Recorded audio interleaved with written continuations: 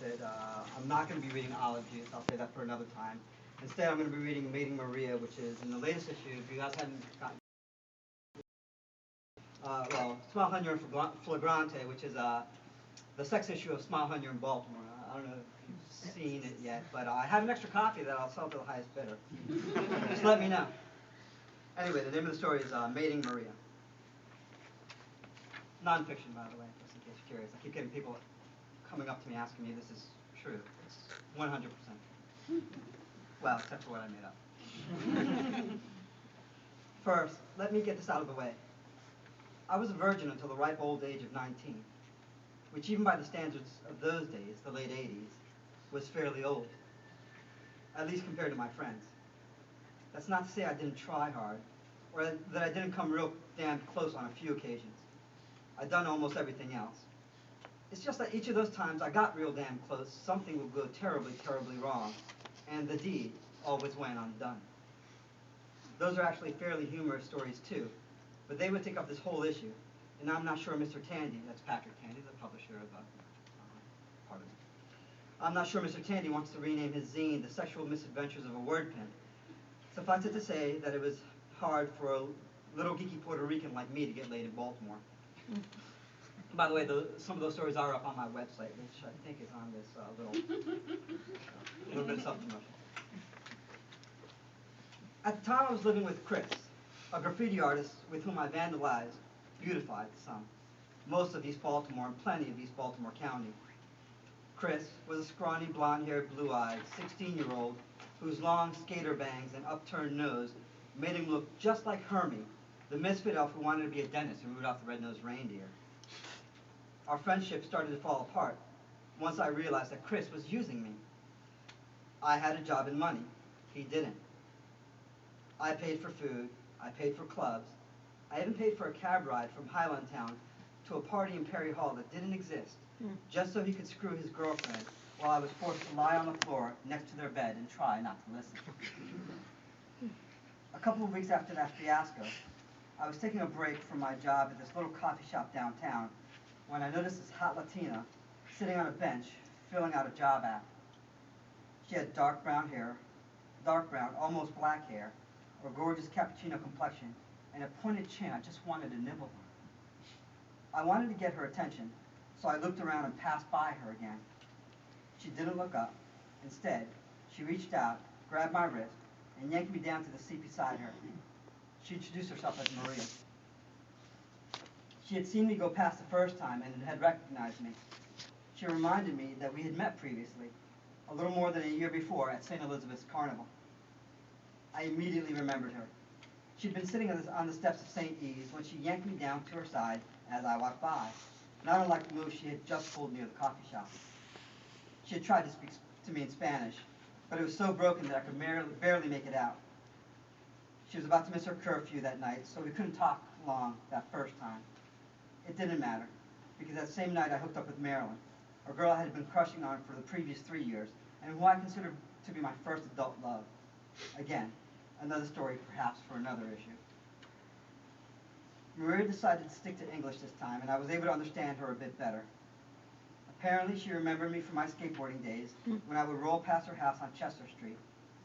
She had seemingly spent a considerable amount of time learning about me because it looked as if she knew me more than I did.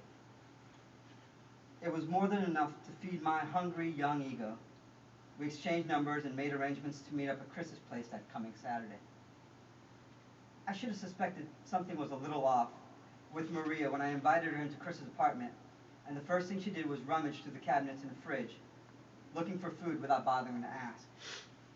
Chris gave me a disapproving look, and I just shrugged. Finding nothing to satisfy her there, we all left and jumped on the number 23 to East Point Mall, where I bought her dinner, which she ate ravenously, at once disgusting me and turning me on. We hung out for a little while, then I brought her back to Chris's, where we went into his room and started making out. This is the first time I allowed myself to believe that it was actually going to happen. I was going to get some, and God wasn't going to cock-block me like he had been doing throughout my youth. Chris left to give us some privacy, and I pulled out the only condom I owned, which had been sitting in my wallet for over a year waiting just for this moment. I never did get to use it. You don't need that, Maria said. I had this accident at Patterson Park Pool when I was a little girl, and my doctor told me I would probably never be able to have children. Yeah, I know. But remember, I was 19, horny and stupid. I didn't care. Even better, I thought. I'd prefer to go bareback my first time. Mind you, I didn't let on that I was a virgin. It wasn't an issue because, like I said, I'd done almost everything else. And I'd read enough of the articles in porno mags that pays to read people to have an idea of how I wanted to work it. Suffice it to say, there were no complaints, unless you count the ones that came from Chris. When he came back around 2 o'clock, we were still going at it, so he left again. Chris's stepfather even walked in on us while Maria was riding me like a lust-crazed coffee bean picker on a rabid burro in heat. An hour and a half later, when Chris came back again, we still weren't done.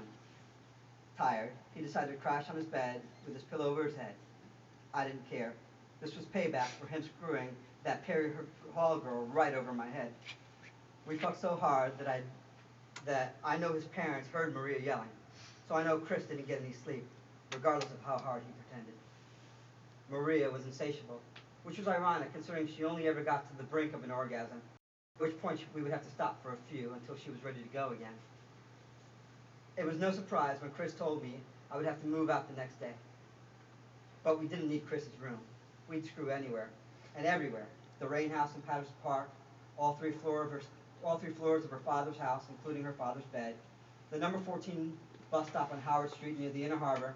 Okay, that was just a blowjob, but still. My absolute favorite, though, was in my mother's bedroom while my sister and mother were still in it. The reason I'd been staying with Chris in the first place was because my mother had taken my sister and moved out of her boyfriend's house, leaving me behind. Not long after I'd hooked up with Maria, I ran into my sister downtown. She told me where she was staying with our mother, sharing a duplex in Park Heights with a couple. I took Maria over there one weekend around Christmas to meet my mother. It got late, so my mom offered to set up this little rollaway bed in her small bedroom she was sharing with my sister. Did I mention Maria and I couldn't keep our hands off each other? Needless to say, once we felt sure Mom and Sis were lost in La La Land, we decided that a little spooning would likely make the least noise. Everything was going swimmingly until Maria let out this yelp. Instinctively, I clamped a hand over her mouth. We stood perfectly still for a few seconds to see if anybody had heard us. Then we started giggling uncontrollably. Mom woke long enough to shout, "If you two don't stop fucking around, I'm going to beat both your asses." Anyway, the fun kind of stopped that spring when I found out Maria was pregnant. Apparently she had wanted a baby. She had wanted my baby and was willing to lie to me to have it. What she didn't count on was that I was too responsible to take her suggestion that I just walk away and forget about our child. Having grown up without a father, I wasn't the type to abandon my own offspring, conceived through deception or not. Besides, I did love her, and I wanted to make it work. At the suggestion, or insistence, of her father, Jupiter, appropriately named considering his massive frame and an ego to match, we got married in October 1989, just weeks before Maria gave birth. The magic lasted until I found out she was pregnant a second time, this time because of her inconsistent use of the pill. Jupiter told me she took them like Tic Tacs, popping 2 or 3 at a time whenever she missed a few days. At that point, I took things into my own hands, getting a vasectomy at 21. The relationship chilled for good when I found out she had cheated on me with 6 men after we'd gotten married. She had played me to get what she wanted, a child. Played along when I wouldn't just turn my back on that child, and didn't want to play anymore when the unexpected second child came along. There are some important lessons here, kids. First, don't fall in love with the first person you screw. Second, always, always, always wrap it before you tap it. And finally, when someone offers you a copy of your girlfriend's psychiatric evaluation and it starts off with terms like narcissistic, paranoid, and borderline psychotic, don't think, maybe I can just help her get past all that. Scrap all the knight in shining armor delusions, just run.